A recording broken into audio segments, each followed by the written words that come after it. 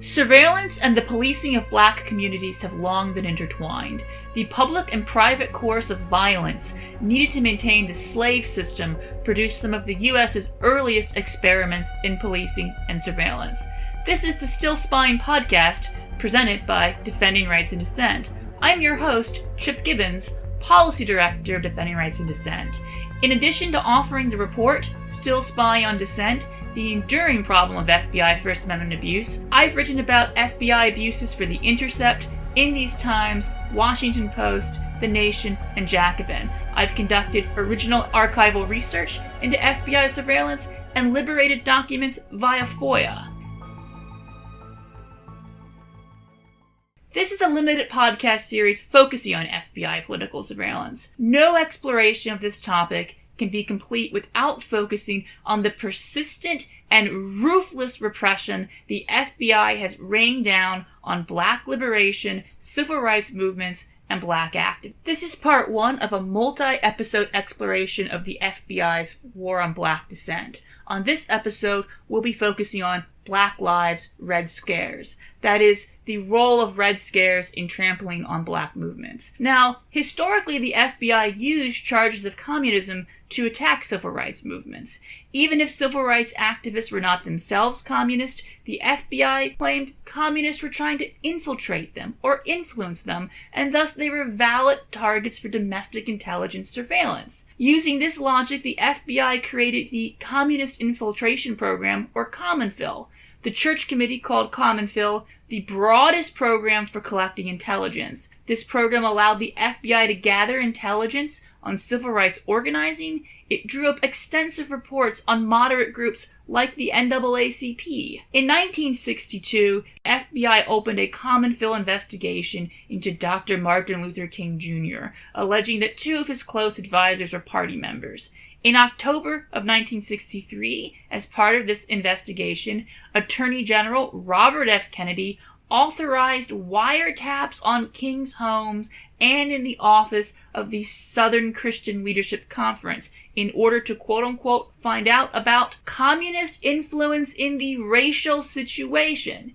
Even after Dr. Martin Luther King was assassinated, FBI continued to try to smear him as a communist. When there was early talk of creating a Martin Luther King Day as a national holiday, the FBI gave a briefing to members of the House Un-American Activities Committee to discuss the supposed communist influence on Dr. King. This was designed to give them the information they would need to prevent the creation of a federal holiday honoring Martin Luther King. Now, of course, there were black radicals. Black radicalism, like all radicalism, is protected by the First Amendment. To many, white supremacy and the racial caste system it created were part and parcel of capitalist exploitation. Many of these radicals were internationalists who viewed plunder abroad, exploitation at home, and white supremacy to be interconnected. With the FBI seeking to rid the nation of the wrong sort of political ideas, its Red Scares absolutely hit black radical activists. During World War I, there was immense repression, with the Espionage Act being used to go after socialists and anarchists and others who were insufficiently patriotic about the war effort.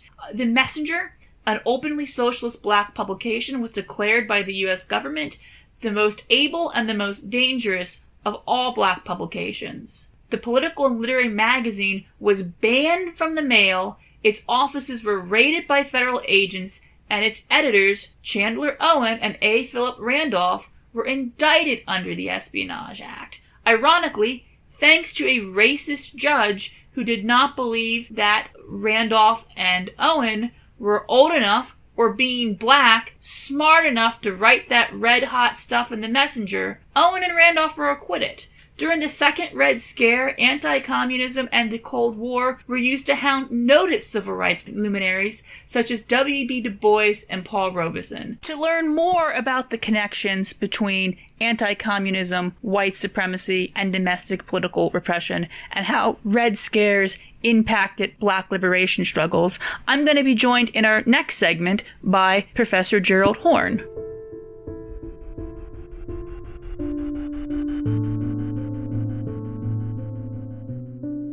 Joining me today for our first of 3 episodes exploring the history of the FBI's War on Black Dissent is Professor Gerald Horne. Professor Horne holds the Moores Professorship of History and African American Studies at the University of Houston. His research has addressed issues of racism in a variety of relations involving labor, politics, civil rights, international relations, and war. Professor Horne is a prolific scholar, having penned more than 30 books and 100 scholarly articles and reviews. And the other day on Twitter, I saw a picture of someone who was attempting to read all of Professor Horne's works, and the stack of books was quite large, as you can imagine 30 books are. These publications include his groundbreaking work challenging conventional histories of the U.S. War of Independence, the Counter-Revolution of 1776, Slave Resistance, and the Origins of the United States from NYU Press. And his most recent work is The Dawning of the Apocalypse, The Roots of Slavery, White Supremacy, Settler Colonialism, and Capitalism in the Long 16th Century from Monthly Review Press. Professor Horne, we're very honored to have you join us today. Thank you for inviting me. So you've written a lot about Black liberation movements in the United States. How has the FBI tended to react to Black liberation movements, and how does that fit into the broader history of sort of state reaction to Black movements for freedom? Well, the short answer is not very well. You may recall that J. Edgar Hoover, the pugnacious bulldog-like FBI director for decades, got his start, in a sense, by going after Marcus Garvey. Marcus Garvey being the Afro-Jamaican migrant to the United States who built this Black nationalist movement. But by the 1920s, he had run afoul of the authorities, was convicted, imprisoned, deported back to Jamaica, dying in London in 1940. But I think it's fair to say that the animosity of the FBI, at least for a few decades, was generally directed at members and leaders of the U.S. Communist Party. Mr. Hoover had an obsession with the U.S. Communist Party. If you go to YouTube, you can probably find clips of him denigrating and denouncing the U.S. Communist Party. And of course, he even wrote books about the United States Communist Party, one of which, if I'm not mistaken, was called Masters of Deceit, which was his sort of throwaway line to describe these Reds. Of course, one of his major targets was a man who disclaimed actual membership in the U.S. Communist Party, although admittedly he was quite close. I'm speaking of Paul Robeson, who for a number of decades, particularly in the 30s and 40s, was probably the best known Black American on planet Earth. He started off as a star student at Rutgers and then a young lawyer out of Columbia University Law School before discovering he had a marvelous singing voice, which catapults him into fame and fortune, although much of that is attained in London, where he went into self-imposed exile for most of the 1920s and 1930s. But as World War II erupts, he fears that he will be somehow isolated, somehow he'll be behind enemy lines in London, which of course was under very severe attack by Berlin. So he comes back to the United States. For a while, he and the United States were on the same page, since both were in favor of crushing the Nazi war machine, 1941 to 1945, not to mention defeating Imperial Japan during that same time and fascist Italy. But things quickly change after World War II concludes and the Red Scare and the Cold War erupt. Mr. Robeson fails to go along with this turn, ideological turn, and thus becomes targeted, not least because he's a staunch opponent of lynching. He confronts Harry Truman in the White House. And as the chief executive face turns purple in the face of Mr. Robeson's denunciation for U.S. lethargy with regard to confronting lynching, in a sense, at least informally, the word sends out that something has to be done about Robeson. This takes on a new meaning after 1950, 1951, when, along with an organization derided by the FBI as a communist front, speaking of the Civil Rights Congress led by his good friend, William Patterson, Robeson and Patterson file a petition at the United Nations charging the United States with genocide against Black people. Now, on the one hand, this puts the United States in an uncomfortable spotlight. It helps to generate international momentum against the hateful and spiteful system known as Jim Crow. But on the other hand, it leads to intensified scrutiny of Mr. Robeson. And from there, 1950 to 1951, you can say his career heads downhill. Sure. So I want to back up a minute and ask what historically has been the relationship between white supremacy, anti-communism, and domestic repression in the United States? You hinted at that the FBI has both animosity for Black liberation movements as well as communist. Well, although it's sometimes forgotten, even by some of our historians, but the United States was a Jim Crow society. It was an apartheid society up until, let's say, 1964, 1965, when the Civil Rights Act of 1964 is passed and the Voting Rights Act of 1965 is passed. And even after that, it morphs into what it is today, a kind of de facto apartheid society, or de facto Jim Crow, de facto segregation, as it's sometimes called. And so what that meant was that the authorities, the FBI, but not only the FBI, oftentimes saw flouting Jim Crow regulations as a sign of, quote, un-Americanism, unquote, or as a sign of radicalism, or as a sign of being a so-called communist sympathizer. That, in fact, was seen as one of the markers of an alleged communist. The fact that not only did they read the Daily Worker, but they may have entertained Black people in their home, for example. So there was a very close and intimate connection between white supremacy and anti-communism. And this, in turn, helps to unleash a tidal wave, a veritable tsunami of repression against those who refuse to toe that ideological line. So you mentioned that there's sort of been a connection between sort of the FBI's disdain for African American freedom movements as well as for communism. How then did the onset of the Cold War impact the U.S. civil rights movement? Well, it was a contradictory impact. On the one hand, as already suggested, the onset of the Cold War leads to a bludgeoning and a marginalizing of some of the more sophisticated radicals led by and embodied by Paul Robeson. You also saw that many of the left-led unions, particularly the left-led unions, which had a sterling record on fighting Jim Crow, were crushed, such as the National Maritime Union, led by, or second in command, I should say, by Ferdinand Smith, a Black communist Jamaican immigrant who was then deported back to Jamaica.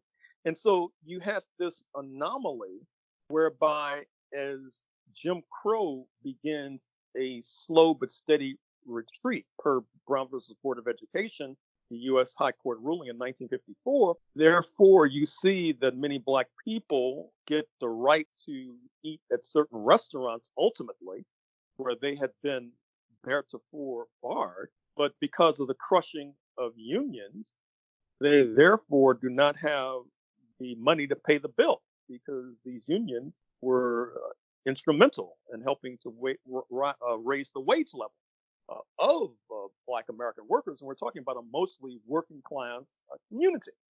And I would be remiss if I failed to mention a particular union that was in the forefront of fighting bigotry during that time and suffered as a result. Speaking of the West Coast longshore workers, who were led by a migrant, an immigrant, Harry Bridges, well born in Melbourne, who the United States authorities spent a small fortune trying to deport. The longest running deportation case in U.S. history. It goes before the Supreme Court, I believe, twice. I want to say twice. And the final time it goes before the Supreme Court, because so many of the justices have been appointed by Roosevelt and had been involved in the Roosevelt administration, they have to recuse themselves because they themselves had been involved in the attempts to deport Harry Bridges, and that they actually had cabinet level meetings where Roosevelt was present to talk about this case. It's a huge mobilization of state resources against one individual. And sadly and unfortunately, Bridges has not received his due. I did a book where Bridges was a major character. I did a book on Hawaii. You may recall that in the 1930s, Hawaii, this archipelago, was a citadel of white supremacy and apartheid. But now it's probably the bluest of the blue states. And a lot of this has to do with the organizing of Bridges Union and Bridges personally, which totally transformed that entire territory. So that's on the one hand. On the other hand, with the Cold War, the United States is fighting an international battle, international ideological battle for hearts and minds. The United States is embarrassed because of the fact that its ideological foes continually raise the question of Jim Crow and U.S. apartheid and say, how can this country purport to be in the vanguard of freedom and liberty when it treats a substantial percentage of its citizenry so horribly? So this creates objective pressure for the agonizing retreat of Jim Crow. And of course, in some of the briefs, and if I'm not mistaken, the brief filed by the U.S. State Department in the Brown versus Board of Education case, they explicitly raise the question of how Jim Crow is handcuffing the execution of U.S. foreign policy to the benefit of those who are formulating U.S. policy. So it has a contradictory impact, although in the long run, I would say that this ideological impact, that is to say, routing the left, has been the most destructive aspect of that whole Cold War conundrum, because even with the collapse of the Soviet Union in 1991, this question of ideological retreat that has harmed the Black community so terribly, I'm afraid to say it continues to persist. And were there divisions within the civil rights movement about how to respond to the U.S. Cold War? Oh, absolutely. The NAACP, which bills itself as the oldest and largest civil rights organization formed in 1909, it ousted its founder, W.E.B. Du Bois, the great Pan-Africanist intellectual, in 1948 because he was refusing to go along with the Cold War. The NAACP defamed and basically attacked and sought to undermine Paul Robeson. In fact, I've suggested more than once that NAACP should invite Robeson's surviving granddaughter, Susan Robeson, to a national convention and formally apologize to her and the Robeson family and to Paul Robeson to try to make amends. And that's just the tip of the iceberg, because the NAACP cooperated not only domestically, but I just did a book on Southern Africa, and I point out how the NAACP leadership cooperated with the U.S. authorities in red baiting the African National Congress of South Africa, who of course was led for the longest by Nelson Mandela. For the longest, they would have little or nothing to do with the ANC. So once again, I guess you can say that at least the NAACP was able to survive because of this kind of collaboration and cooperation with the authorities. But you don't have to be an oracle or a seer to pose the question, at what price and at what cost were they able to survive, and what damage was done to their reputation? And more than that, what damage was done to the constituency that they were sworn to uphold and protect, speaking of Black America. And for the more radical groups like the Civil Rights Congress that refused to sort of go along with McCarthyism, what was the price that they had to pay for that? The short answer is liquidation. The Civil Rights Congress basically was forced into liquidation in 1956. They were part of the so-called Attorney General's list of subversive organizations, which was a kind of, quote, blacklist, unquote. And as I had said in my book on the Civil Rights Congress, they were like a fire department that spent most of its time fighting fires at the firehouse. What I meant by that is supposedly the Civil Rights Congress was set up to fight racist and political repression. For example, a case that the late Bella Abzug, the late congresswoman from New York, one of the cases that catapulted her into notoriety was a Civil Rights Congress case, where she worked with them very closely. The case of Willie McGee. Your listeners may want to plug his name into a search engine, who was a Mississippi Black man who was accused falsely of raping his Euro-American paramour and was electrocuted in public. It was like a public state-sponsored lynching in the early 1950s. And there were numerous cases like that the Civil Rights Congress was involved in. But alas, they wound up having to spend most of their tiny treasury defending themselves. In other words, like a fire department was fighting fires in the firehouse. They were not fighting fires out in the community. They were fighting fires that were trying to keep them from going under, which they eventually did. And the same can be said for the Council on African Affairs, founded by Robeson in 1937. It was an early anti-apartheid political formation, as suggested a moment or two ago. It was in strict solidarity with the African National Congress.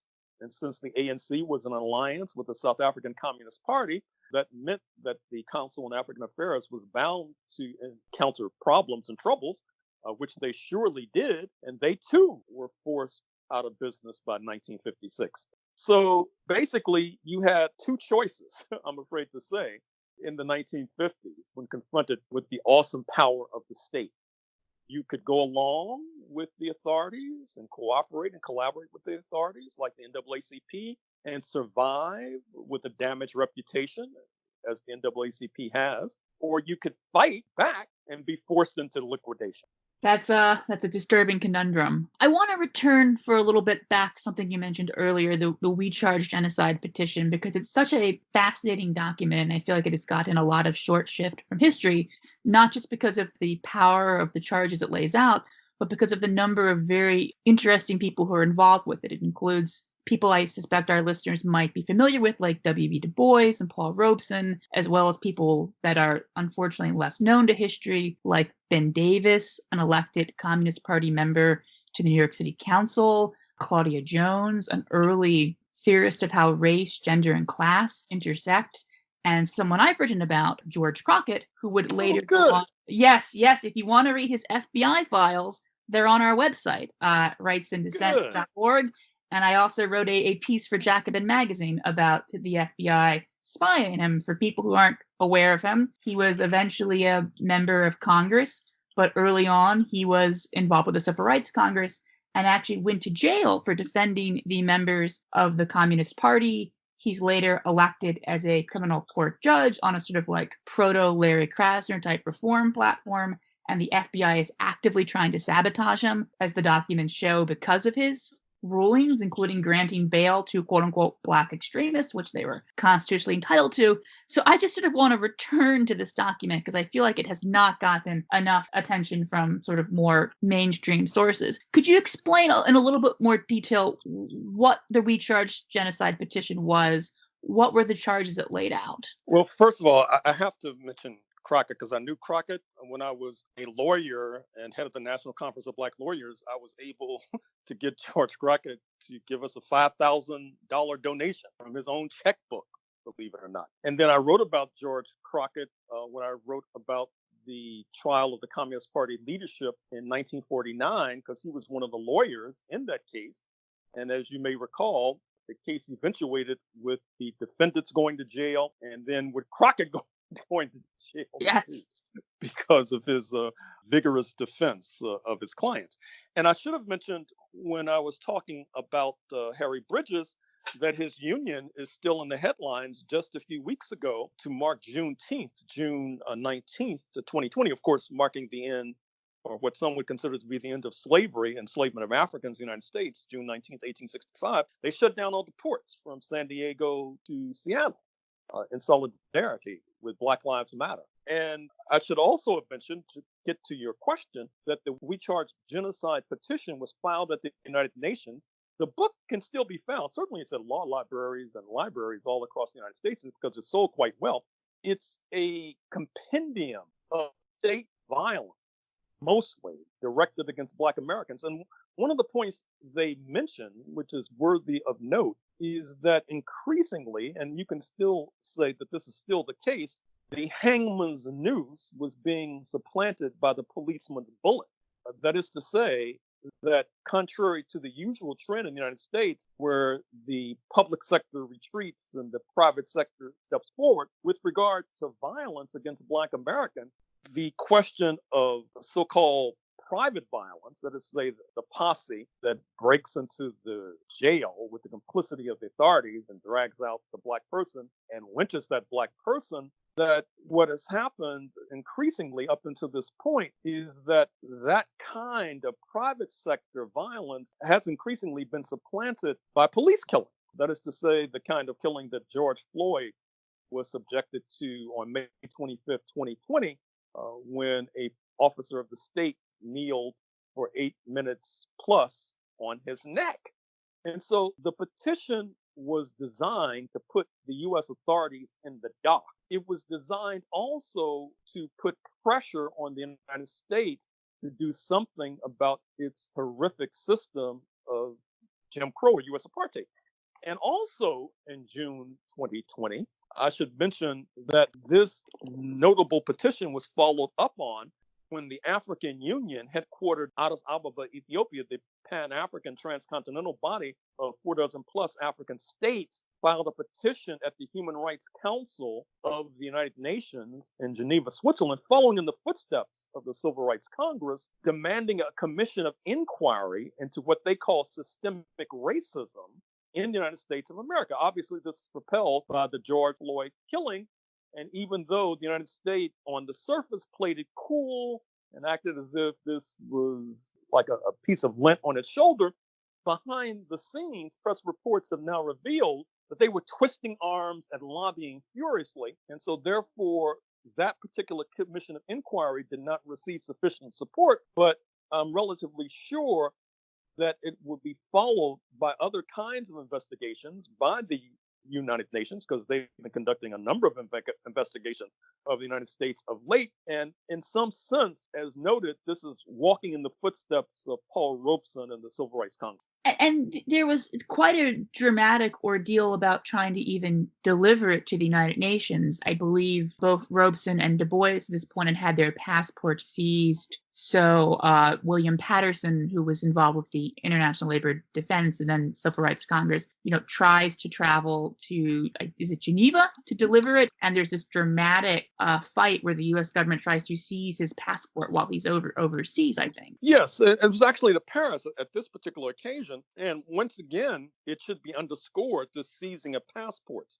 This was a particular harmful, baneful strategy used against Black radicals at that particular moment on the premise that they would not hold their tongue while abroad. That is to say, they would continue denouncing Jim Crow. And Robeson said, "You damn right I'm going to continue to denounce Jim Crow if I'm abroad." And that led to the seizure of his passport.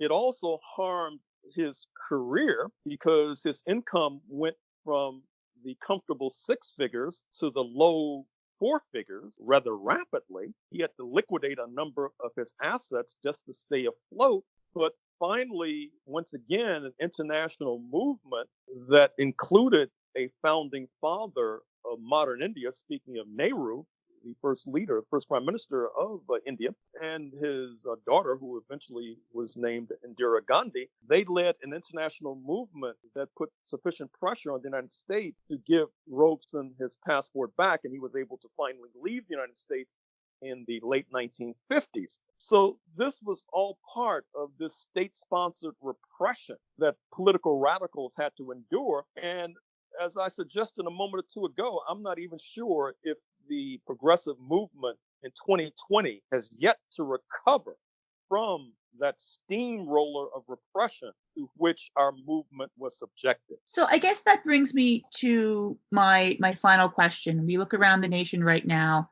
There is a nationwide uprising against police brutality and white supremacy in response to the police murder of George Floyd. We see sort of an increasing talking about radical ideas. What lessons from the sort of state crushing of the more radical wing of the civil rights movement should activists learn from this today? Well, I must say I'm not just a disinterested observer. I've been thinking about this a lot myself. And one lesson is that I would hope that instead of turning on those to their left, which is what was the pattern in the 1950s, that our mainstream and centrist organizations would not do that. I would hope they would defend those to their left. I hope they would defend me, for example. But if they choose not to, I hope they at least don't attack me and defame me. That's one lesson, because I think that overall, as I've already suggested, that I don't think the NAACP did itself any favors by attacking those to the left. And then another lesson I would put forth is that I think really one of the most damaging aspects of that whole period, the time of the Toad as one writer put it, was the weakening of unions, because in many ways, the entire progressive movement is dependent upon what happens to working class people, and what happens to working class people is dependent upon what happens to unions. Even Lawrence Summers, the former Secretary of the Treasury under Clinton, now a professor at Harvard, recently authored a paper where he said that then he reduced it to an op-ed in the Washington Post a few weeks ago, where he said that one of the major problems in the United States is income inequality, and he traced that back to the weakening of labor power and the weakening of unions. And I would go a step further to suggest that if you look at the history of the anti-Jim Crow movement and the rise of a person like Martin Luther King, it's well known that Martin Luther King, one of the reasons he was able to fly from Atlanta to Chicago, for example, and go on all of these political crusades, was because of his close relationship to the United Auto Workers Union, for example, because of his close relationship to the hospital workers in New York City. By the way, I used to work for that union. And the fate and destiny of unions, it seems to me, is like the canary in the mine. I'm sure you know the story about the canary in the mine. When toxic gases are leaking, the canary keels over. The miners know it's time to escape. So when unions are weak, that's a very dangerous signal for the fate of a society. Inevitably, it tracks income inequality. And I would also say inevitably, it speaks a nation that is suffering in terms of the expansion of civil liberties and civil rights. Professor Horne, any day I get to discuss both George Crockett and Harry Bridges is a great day. I see. Thank you so much for joining us. It was an honor to have you on. This is the Still Spying podcast, which is produced by Defending Rights and Dissent. To learn more about our work to defend political expression and expose FBI spying, please visit Rights and Dissent. And this podcast would not be possible without the behind-the-scenes work, which is actually much more difficult than what I do, of our communications director, Quentin Anthony Anderson. This is part 1 of 3 episodes exploring the FBI's war on Black dissent. In the next episode, I'll be joined by Jeffrey Boss, who represented the survivors of the raid that killed Fred Hampton, to discuss COINTELPRO and the assassination of Fred Hampton.